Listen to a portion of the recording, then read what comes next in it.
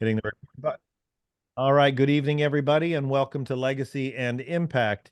It is Thursday, January 25th, I believe, and we are well on our way with in the month of January back in Los Angeles, prepping for tax returns and a tax season.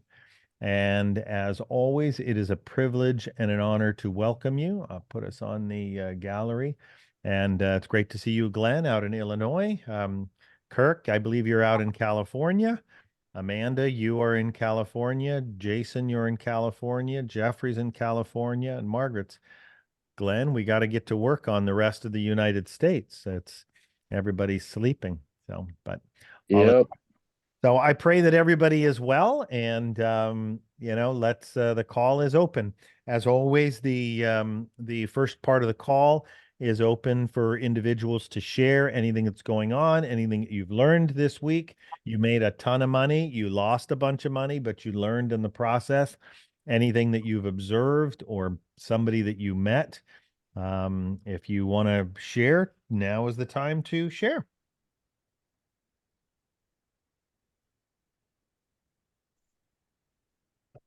Jason, you're muted there, brother. I got one for you then.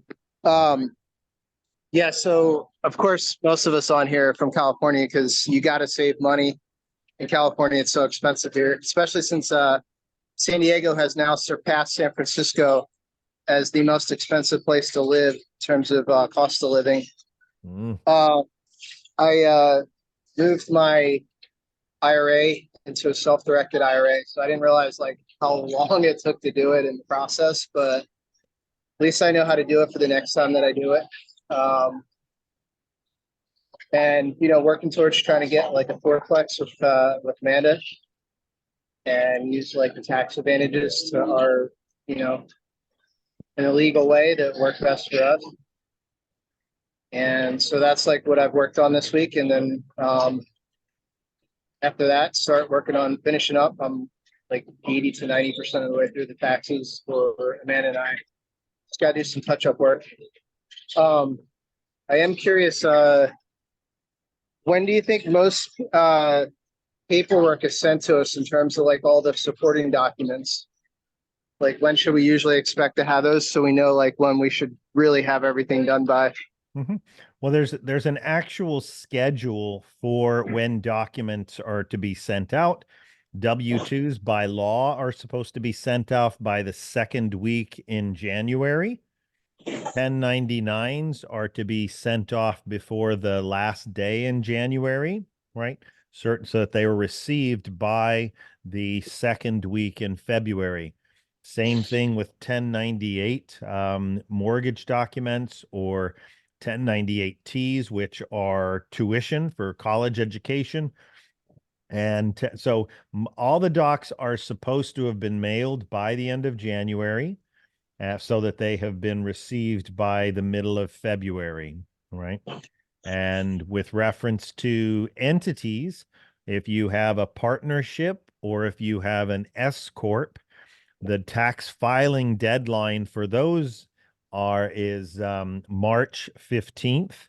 Your personal tax return is April 15th, but those entities that are pass-through entities, they need to be filed by March 15th so that way the K1s that are required as part of that tax distribution is received so that the owners can be getting their taxes done prior to April 15th. So they have 30 days to get theirs done.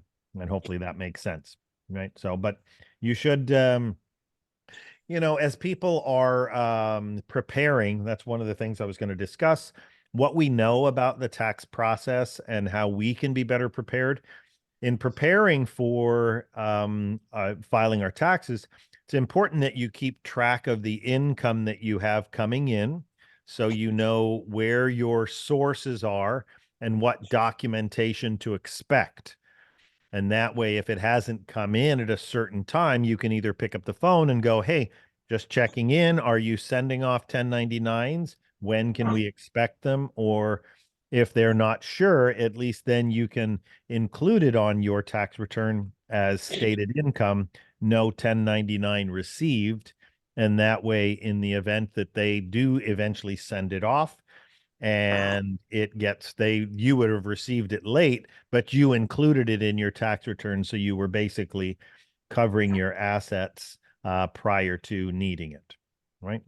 Hopefully that makes sense. Because again, at the end of the day, you don't want to be counting on anybody else. You want to be independent and have your own stuff in order, right? Your own affairs in order. Okay, that makes sense. Excuse me. Right. So cool. And that is, and I deal with a lot of different film guys. And, the average person will have one, two, maybe three W-2s, a handful of 1099s in the film business, because almost every project that you work on is a separate entity. So oftentimes they'll have 15, 20, 30 W-2s, 10 to 15 1099. So it's super complicated. And that's what I tell them. Just keep track so that so that way when it comes time to file, at least you've included all the income and you're not leaving yourself exposed to the IRS's scrutiny. All right. Good stuff. Thanks for and congratulations on advancing with reference to your self-directed Roth IRA. Yeah, like I had mentioned before, it's very much a process. But once the process, you only need to go through it once. And I acknowledge you for recognizing when you learn by going through the process. Now you're in a position where you can now advise somebody else, or at least give some type of advice based on your own personal experience.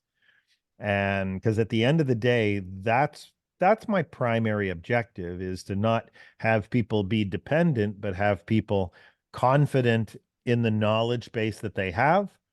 And so that way they can then share it with others, either in their immediate circle or people that you're possibly mentoring in the present or in the future. And I talk a bit about this with other people as I'm discussing trusts and life in general. And I went through a phase with my father where I was a little bit frustrated with him because he wasn't making as much money as some of the other dads. His interaction with us as kids was not the way that some of the other dads interacted with. And I became very, very critical of him. But through both experience and growing up and wisdom, I started to realize that my father was a product of his environment.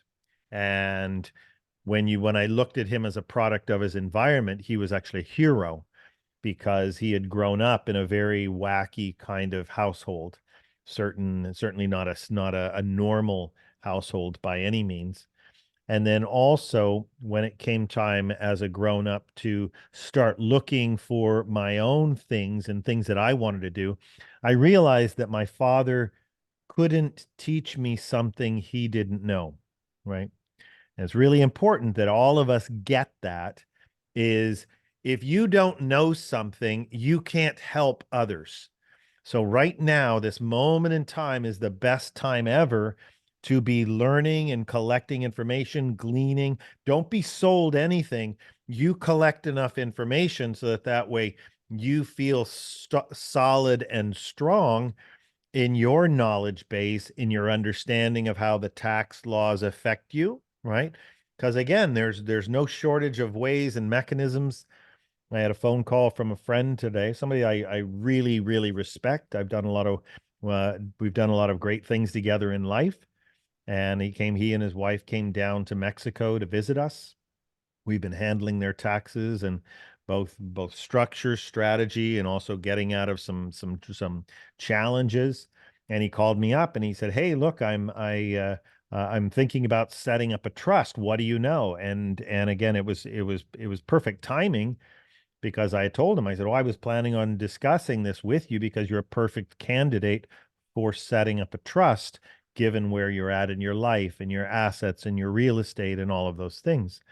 And so we spent about a half an hour on the phone, And because he was collecting information, but much like we've talked about, he didn't know the other people on the other end. And if you're like me, and you're collecting information, oftentimes it seems as though the people that you're speaking to are more in a sales mode as opposed to an education mode, right? Anybody ever felt that when you're speaking to somebody? It's like, yeah, we got to do this, we got to do this. Like, you want to turn me off? Just bring that sales and, you got to do this now. That whole fear of missing out. I've been in sales a long time and I understand it, and it doesn't work with me, right? What I do appreciate is authentic conversation, authentic presentation, and so that people have the ability to glean the quality information so they emerge stronger, smarter, and now they've got an actual foundation as they collect more information. They emerge with a true knowledge base, right? And that's the intention with legacy as well. So, all right. So cool. Anybody have anything else that you're excited about that happened for you that set your world on fire? Well, Kelly and I lost some money. You lost money? Awesome. Got her a new to us car.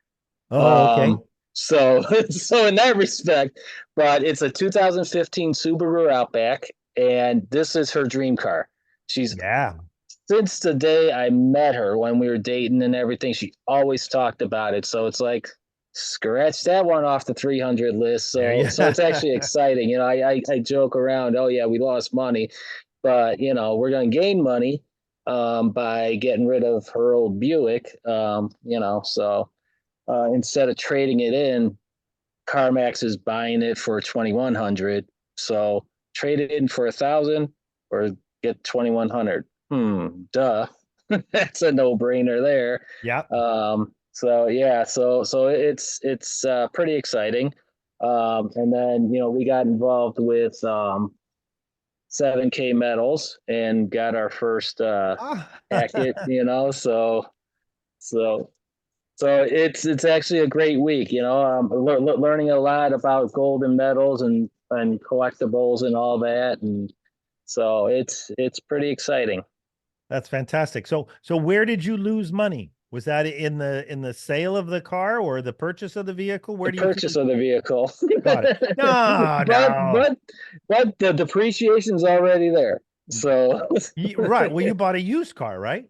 oh yeah, Got it. So 2015. the Yeah. depreciation's already built in, and Hmm. you don't lose money with Subarus.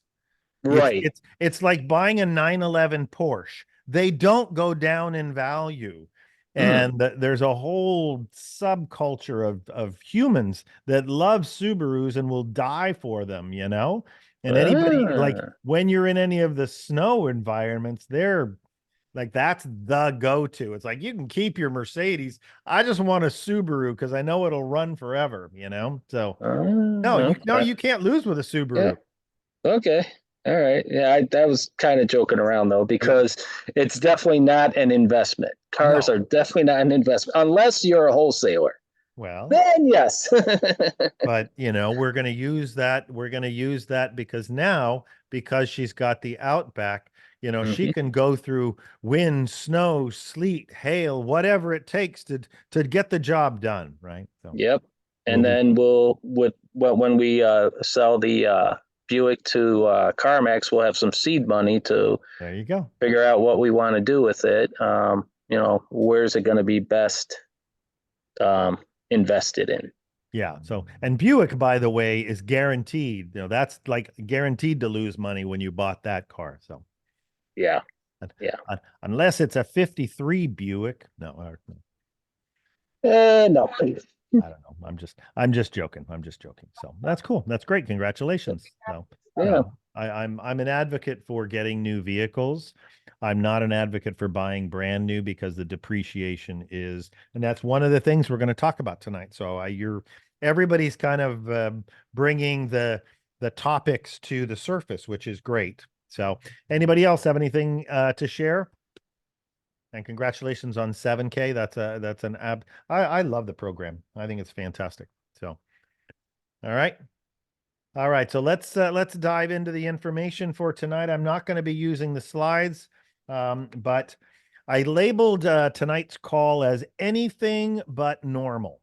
Okay, life is not normal right now, right? And don't be looking for it to be normal, right? You've heard the term. It's like the new norm. I just want things to get back to normal.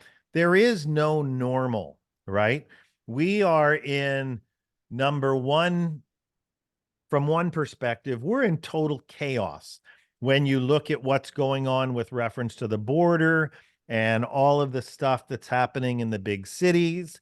When you look at the crime rates, and it's so funny. I went into our offices just across the street from an El Pollo Loco.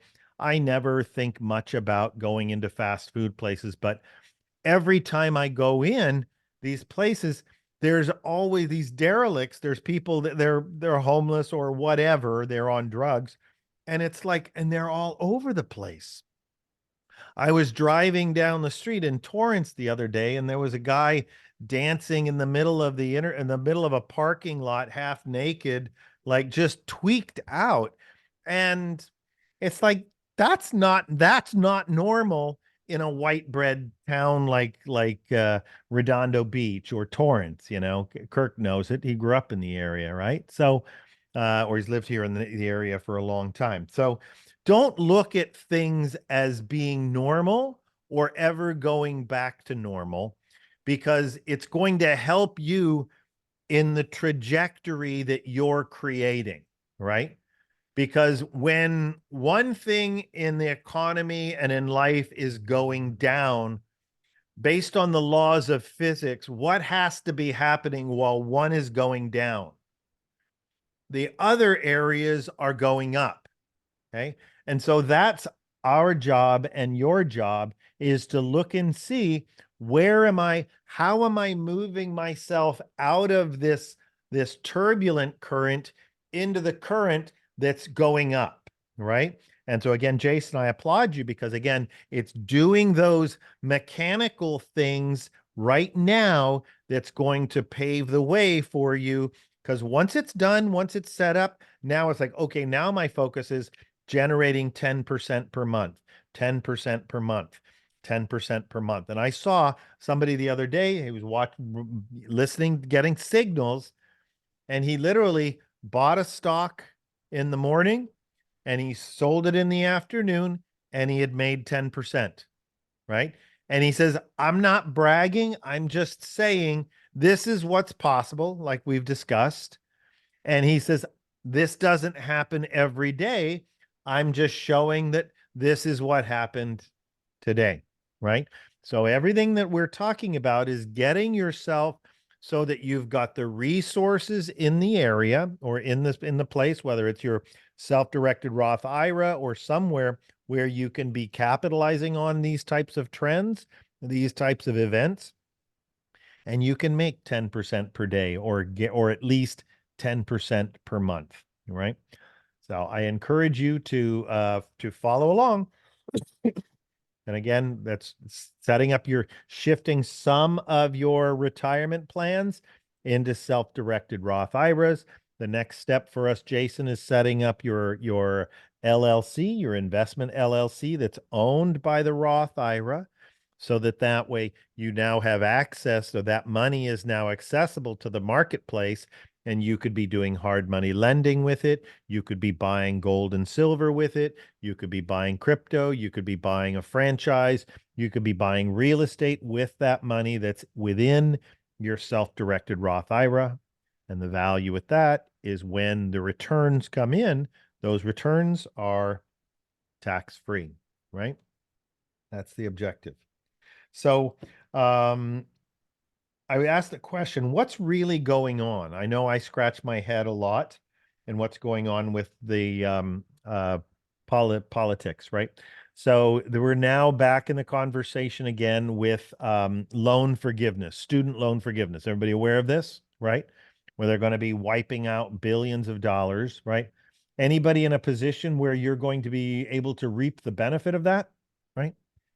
I know my 24-year-old still has some student loans, and that's my question to him is like, hey, are you going to be able to win, right? Because when they wipe out student loans, they're not actually wiping out any debt. They're just passing the debt on to the American people. I don't get it. I don't buy it.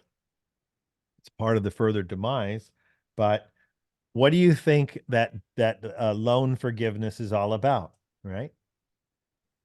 Winning Well, we're votes. gonna, for it. You're going to Us taxpayers are gonna be the ones that get stuck paying for it. correct. And it's all political posturing in order to gain votes for lame duck Biden, right?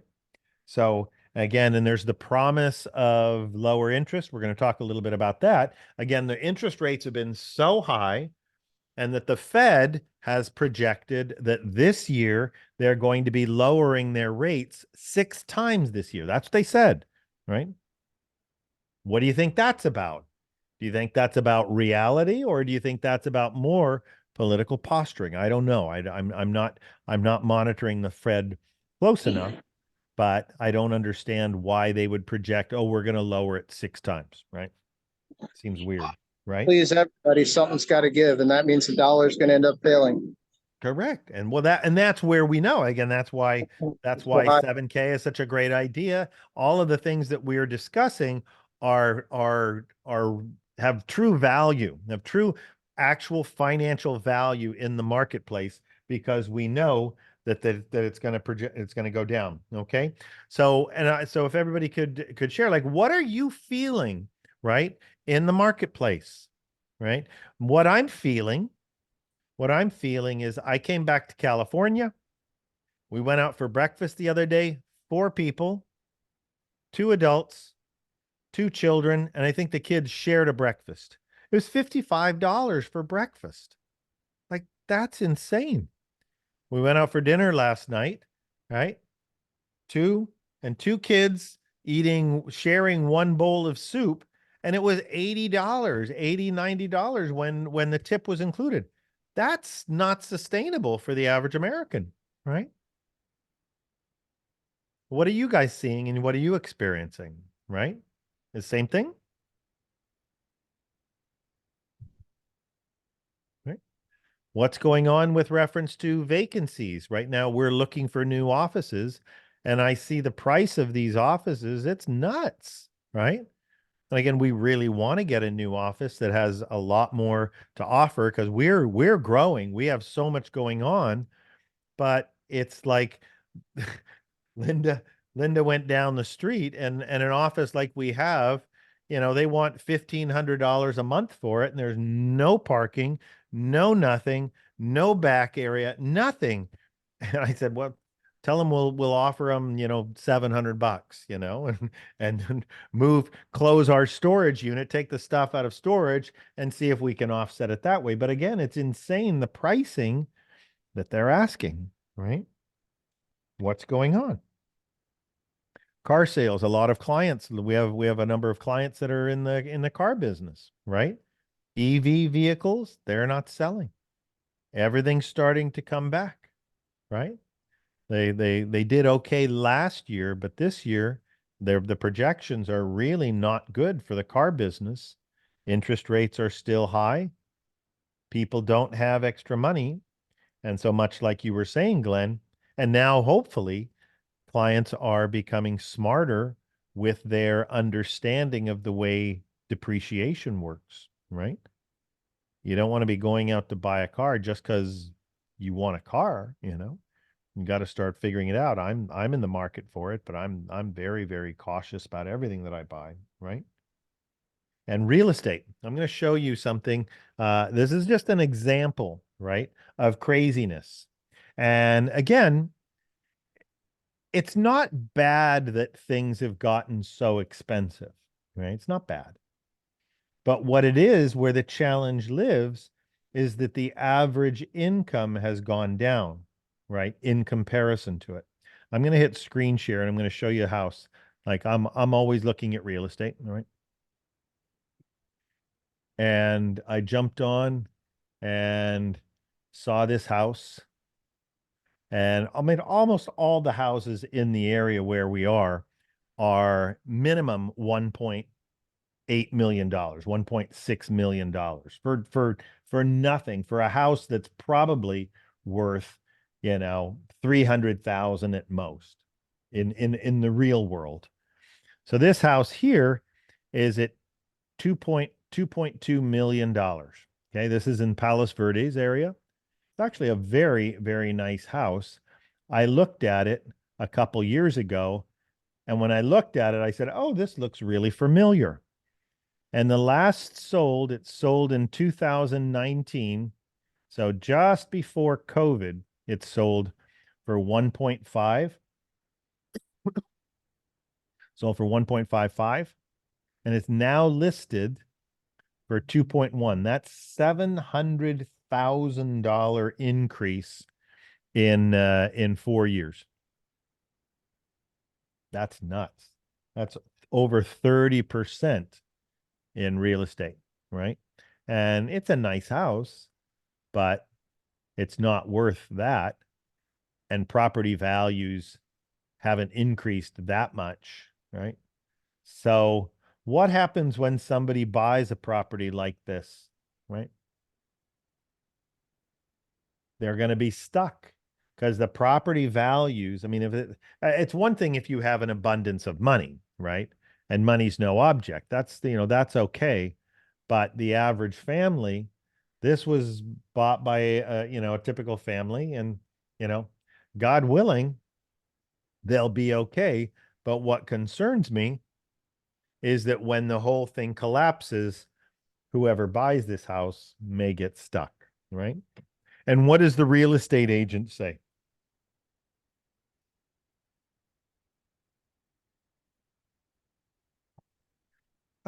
Real estate will never go down, right? This will never go down. It's too close to the ocean. And there's an iota of truth there, right? But if the whole economic system collapses and really takes a dive, there's true risk there, right? And it's long-term risk. It's devastating risk.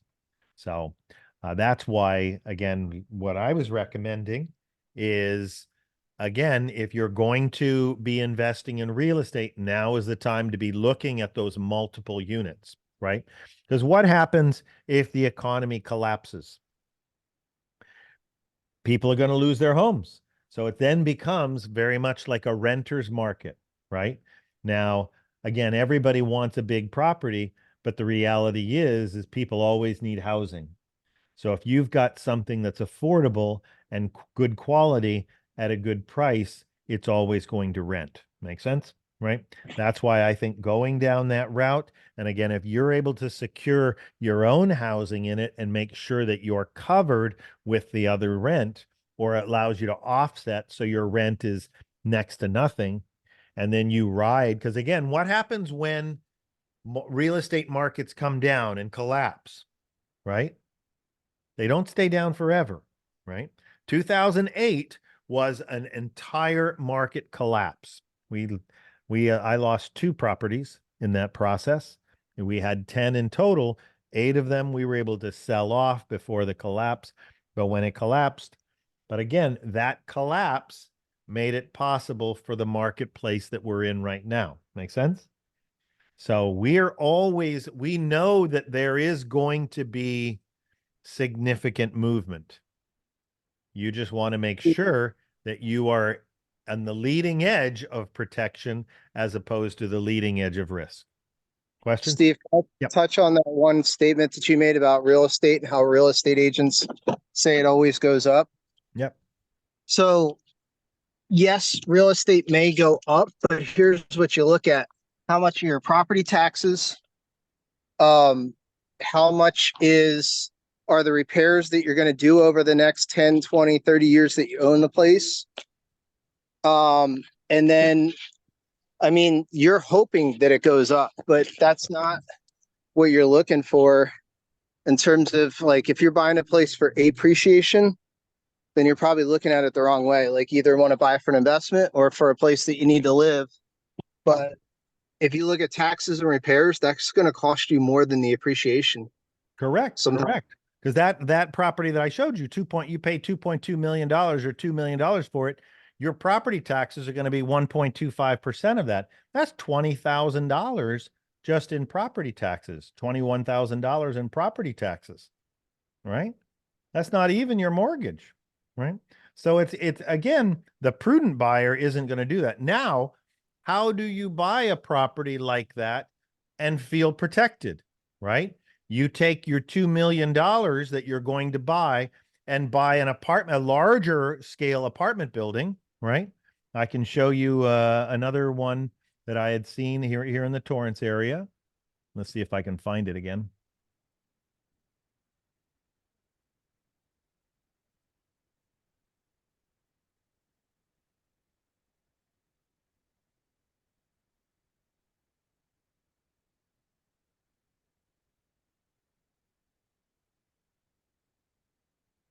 I saw it today, $6 million.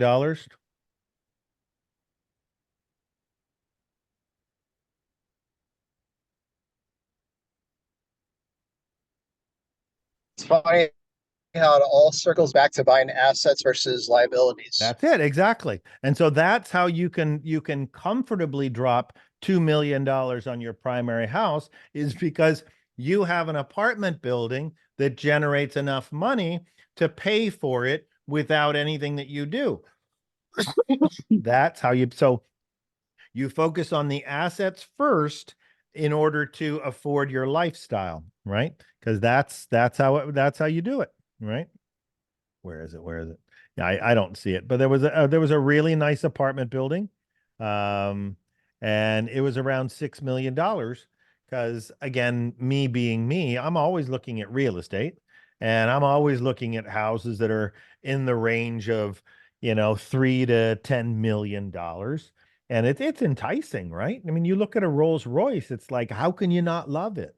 You look at some fancy car that's 200 or $300,000. How can you not love it?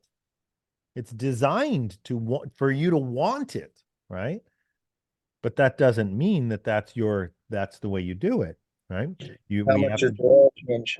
we have to be disciplined, right?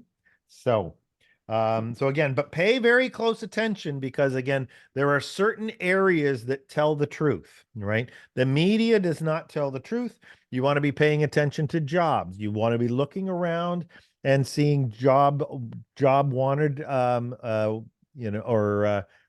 whatever jobs offered people. And then you also want to be paying attention to your network, your friends, who's getting laid off, who's getting hired, who's in transition, because that is the direct indication of what's going on. A lot of companies are going out of business. Sports Illustrated, right, is in the process of going out of business. Who would have thought, right? I mean, that's a staple of American lifestyle. Gone. Right. And so you pay attention to the jobs that are disappearing. Look at the car lots. See if the cars, if the cars aren't selling off of the lot, that means the economy, right? Those are the indicators. And then also pay attention to real estate and see pricing and all of that, right? Yeah, like e-commerce is bad right now as well, right? Everything's in transition. And that's okay. Because when one art area's going down, there's other area going up. And that's what we need to pay attention to, right?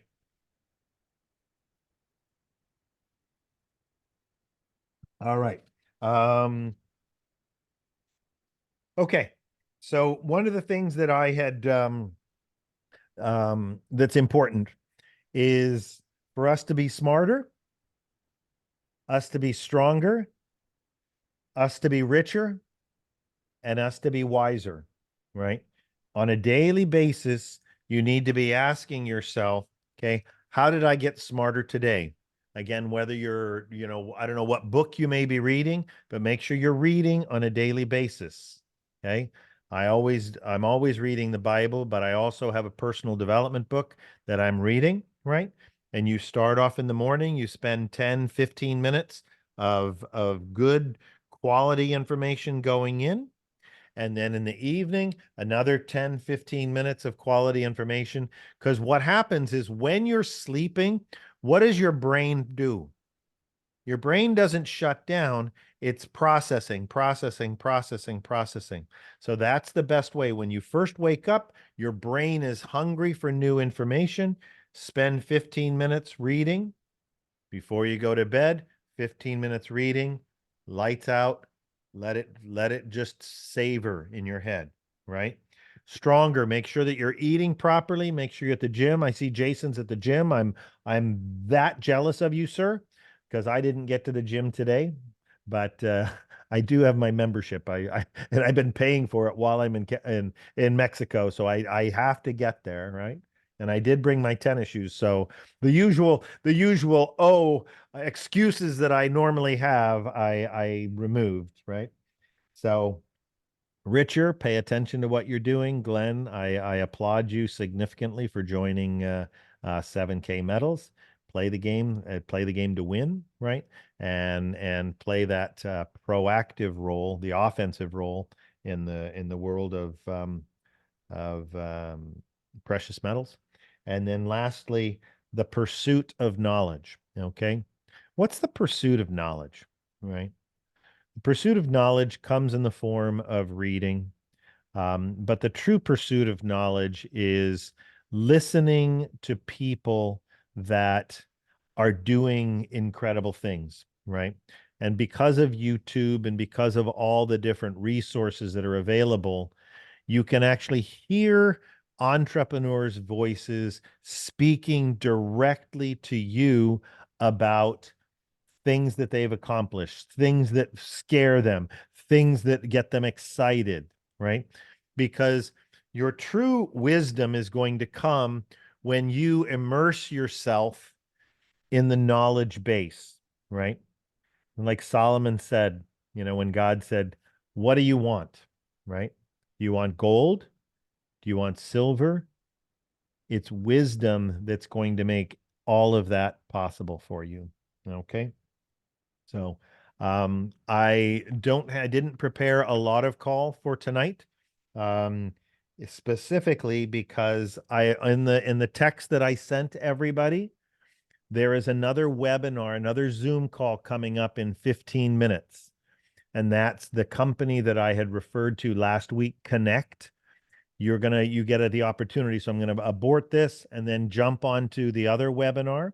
And I don't know how long it'll last, but it's going to be talking in detail about the blockchain and the nodes and ways to invest and ways to participate. I I was going to try and get somebody on board for our call to answer some of those questions, my buddy Jason, but Jason said actually there's a call coming up in at 7 o'clock. So I already sent you the link. It's in the email text that went through to you. So if you can jump on that at 7 o'clock, hopefully your knowledge base can continue expanding. Any questions about anything that I've shared tonight? Any questions, concerns, excitement? Go ahead, Jeffrey. Yeah, I just want to know. I don't see it. So you said it's in our email? Not an email, in the text message that I sent you. Did you get the text message? Yeah, I see a text that says e-commercial is bad shape right now. Assets going sell as bad economy. That's all I see. That's from I guess Jason. That's all I see in the messages. Okay. So I need to make sure that you are getting the messages. I'm going to copy and paste it to you right now. Jeffrey, make sure you got it.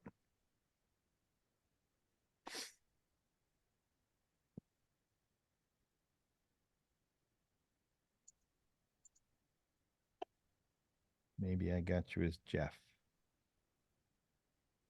I think he's talking about the actual text, Steve, the one that you sent out to us by text message. Right. Shows up as 6 o'clock Pacific time.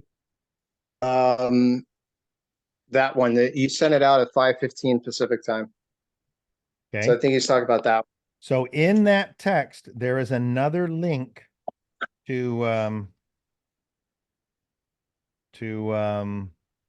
are you? Jeff, where are you? There you are.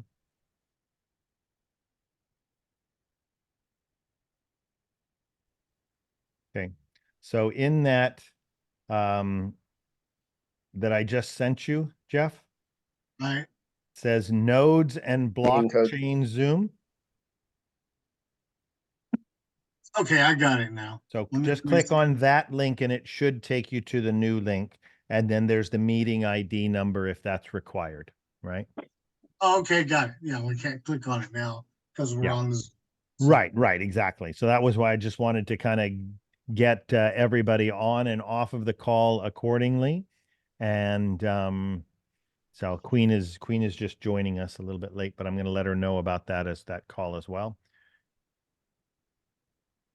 All right. Hey, Queen, I was just I'm just finishing up the call, but there's another webinar coming up, another Zoom call coming up.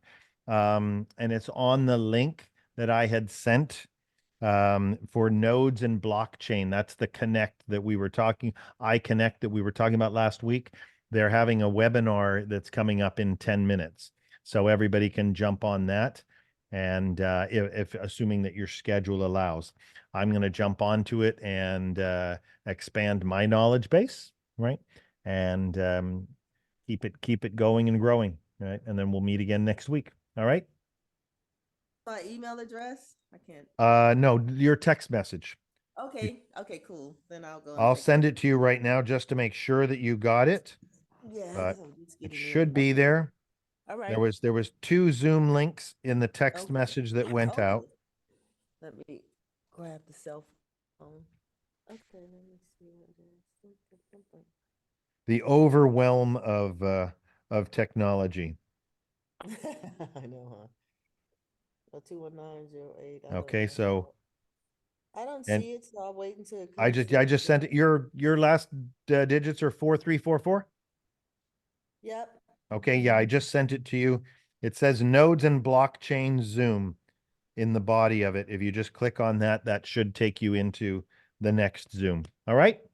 Okay, I'll wait Take until it notes. comes through. Come, yeah, get ready to learn, and we'll speak next week. If anybody has any questions about that, let me know tomorrow so that I can get you on the phone with Jason down in Texas so that he Okay. can fill you in on anything that wasn't covered or anything that's of any information that you need. All right. Okay, all righty, I'll enjoy. Thank you all for your time. Thank you for your attention. Thank you for your trust. And thank you for your participation. God bless everybody. Take care. Thank you. Thank you. You got it.